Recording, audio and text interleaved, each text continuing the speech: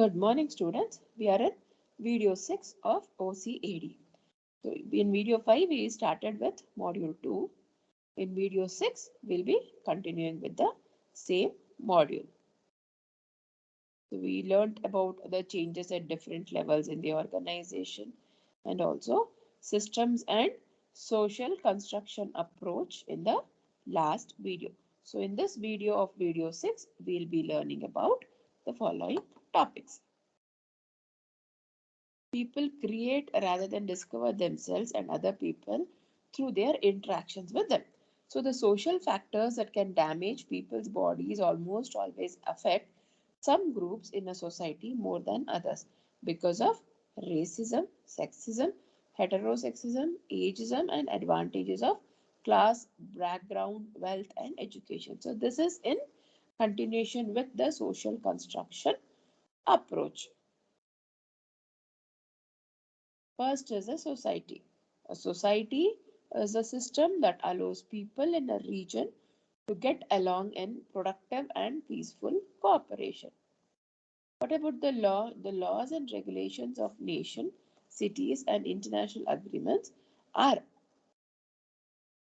only to the particular place or region where they have been created, and it can be different from one place to another.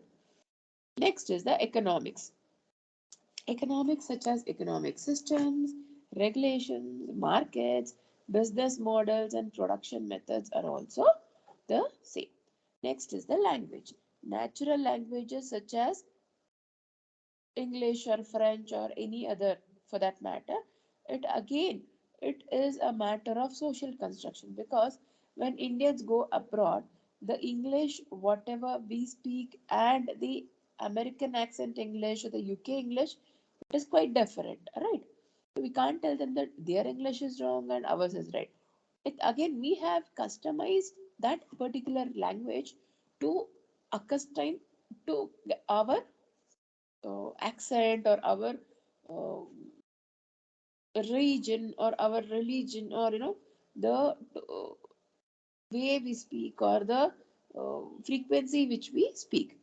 Next is a concept. Concepts are most likely to they are tied to language, but it can also exist as visuals. For example, the concept of civility is a social construct example, right? And what about the culture? The traditional culture of a nation or people and other types of culture, such as subculture, superculture, and organizational culture, is also different. Literature and music. Products of individual imagination are typically based on existing culture such that they are partially socially constructed. For example, grammar or musical notes are social constructs that are used by individuals to create works of cultural value. Entertainment. Entertainment is built on top of language and culture such that it is largely socially constructed. Next is the art. Art is a type of culture that is based on both individual creativity and shared understandings and methods.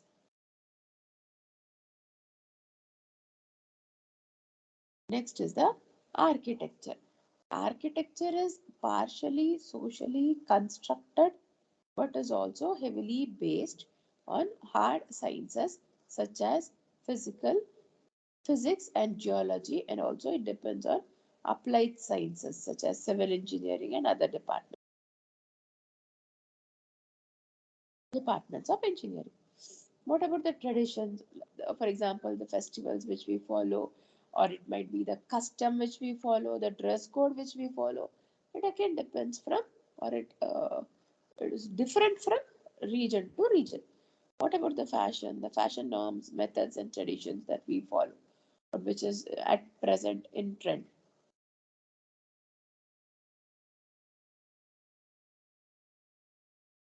What about the communication? Communication such as the visual symbols of a nation. Yeah. So it might be again in oral or written communication, and it might be through visual aids also.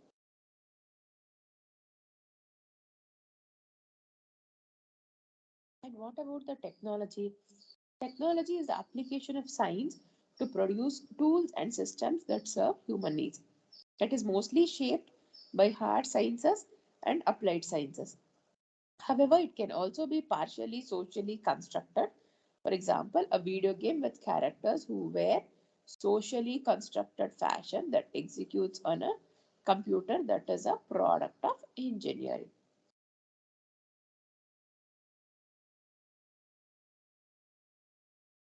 Next is the roles, social and economic roles such as grandfather or police officer. That again, brings an uh, influence on the students or children who are being brought up in that particular region in that particular way. What about the norms? Norms is nothing but the protocol which we follow when we see others. For example, Indians do namaste. Foreigners, it might be UK, US, Germany, Japan. Japan, they bend their head and bend their half of their body. Others, they shake their hands.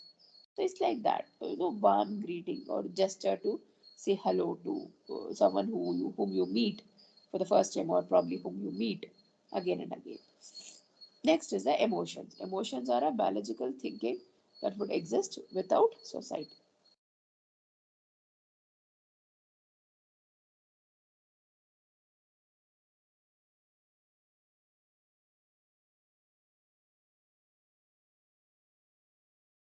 However, they may be colored by social constructs such as the concept of bravery or kindness. What about the human behavior? Human behavior is driven by complex factors of biology, individual experience, culture, tradition, and systems such as society. As such, human behavior is partially socially constructed unless an individual lives in a state of anarchy.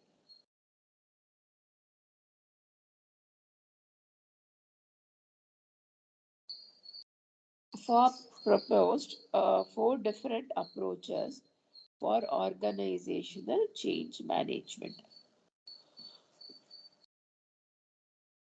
from top to bottom, the centripetal approach, bottom to bottom, and step by step approach. So, first, let us go through the top to bottom approach. So, what do you mean by this top to bottom approach? It involves selection of key representatives or heads for various departments for realizing pilot project goals. The next approach or method will be the centripetal method, which involves concentration on the key processes of the organization. This approach involves strengthening relations with the suppliers and customers, strengthening internal connections across different units of the organization. And again, the method bottom to top. It can be applied when an organization attains a very high level of maturity along with a strong commitment from the employees for fulfilling the strategic goals and objectives of the organization.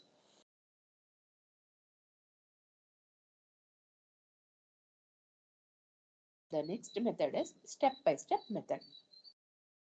It is a highly methodical approach which involves through assessment of the existing systems, policies and procedures and gradually implementing change in a step by step manner across various areas. Developing knowledge for the need for change. So, what do you mean by this? You need to put information or you need to put data inside your employees so that they will be ready for change or they will accept the change as and when it is required.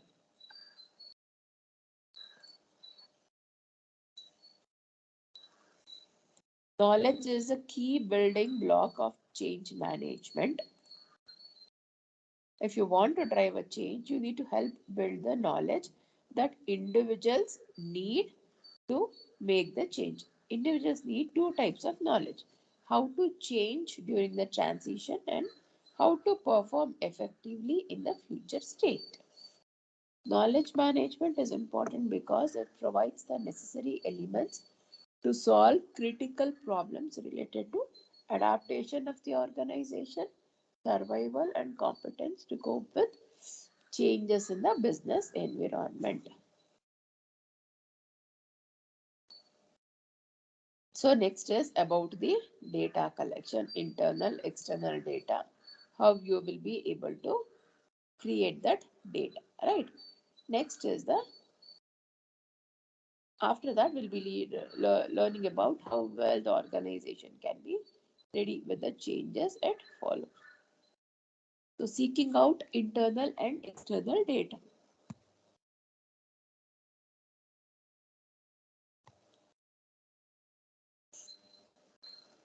Internal data is a facts and information that come directly to the organization or from the company system or organization system, and they are specific to the company in question, right? So whosoever it is getting it, they have to get it internally. Internal data cannot be accessed and studied by outside parties, yes, of course, without the express permission of the business entity. In other words, we can say that it is the information which is generated from within the business, covering areas such as operations, maintenance, personnel, and finance. Examples of internal data include sales data, search engine data, customer information, and financial data.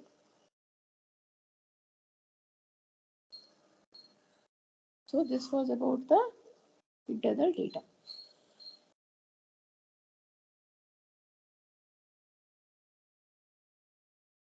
Let us move on to the sales data. Sales data comes from any measurable part of the sales process. This data is most helpful when making decisions regarding marketing and profitability. Sales data can include revenue, distribution channels, price points, customer service, social media impressions, website and online store analytics as well. Coming to financial data. Financial data is information and facts connected to the financial side of a business operation. This kind of data is used when making any kind of budgeting decisions for the business. Financial data can also include such as cash flow report, expense report, and production reports. Financial data can be analyzed regularly over a variety of different time increments. Next is the search engine data. Thanks to the internet, most information can be found online. Further, search engines are used as a tool for most to find any kind of information. They allow people to pose questions and find information related to these queries. Since search engines are used regularly in the daily lives of customers across the globe, there is plenty of search data to be found. For example, keywords, search volume for those keywords, trends in search, and research engagement. Human resource data. While sales data focuses on the company's interactions with customers,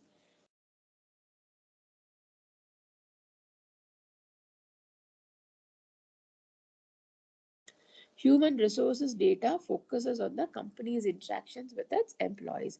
This data can be used to make decisions involving company culture, policies, and employee training schedules.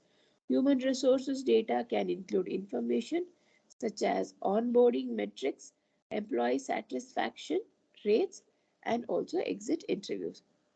Human resource data allows you to see what policies work and what doesn't work. While company leadership and human resources staff work very hard to establish best practices and company policies, it's important to reevaluate those policies regularly. External data, also known as alternative data or third party data. So it is any data that an entity acquires or company acquires beyond its four walls. It comes from the market, including customers and competitors. It includes statistics from surveys, questionnaire, research, and customer feedback. It's a private or proprietary data.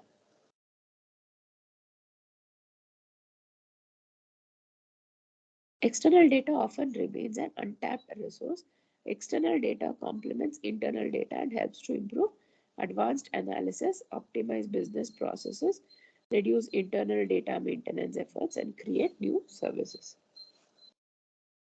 Online search queries related to certain products, customer data such as demographic information, trending keywords, real-time financial trends such as company share price, company data such as growth and stability indicators, information from statistics departments, third-party market research databases, official press releases, advanced external data. The organization's readiness for change. Organization's readiness indicates the relationship between people, processes, systems, and performance management. It requires synchronization and coordination, without which no implementation will be successful. Organizational readiness for change is a multi-level, multifaceted construct. As an organization level construct, readiness for change refers to the organization's members' shared resolve to implement a change and shared belief in their collective capability to do so.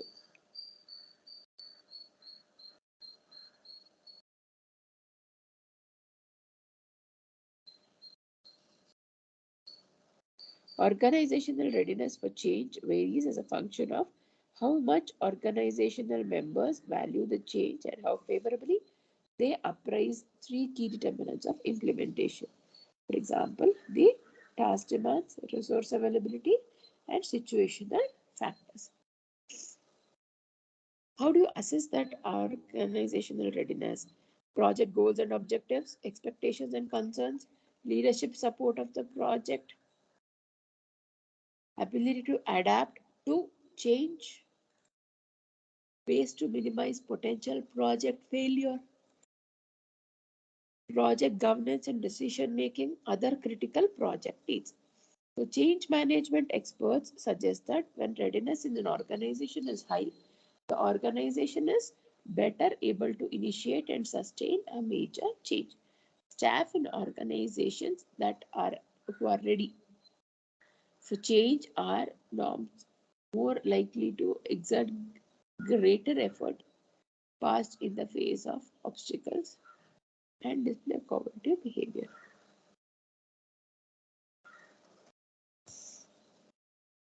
Creating awareness of the need for change. Here are some recommendations for creating awareness for to go for the change. Art is that so?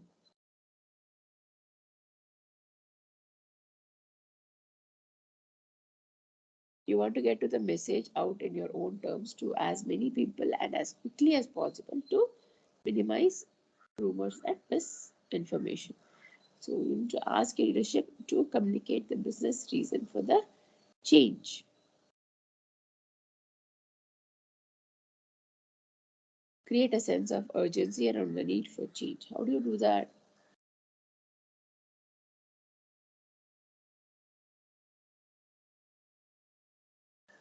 Next is form a guiding coalition. Create a vision for change. Communicate the vision. Remove the obstacles. Create short-term wins. Build on the change.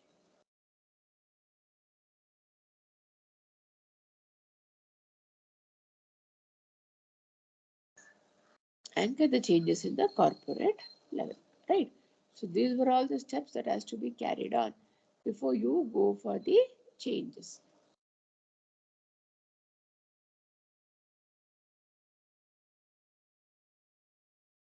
So changes majorly it happens when people should be ready to accept the change, adapt to the change. Management should be in a position to well go ahead with the changes or manage the change, manage the show. They tell no, they should be able to adapt to the changes that are being made in order to retain the employees as and how they want. So that is how the management should be like in working towards the change management process. So we are done with video 6 of module 2 EDAC. Thank you for listening, students.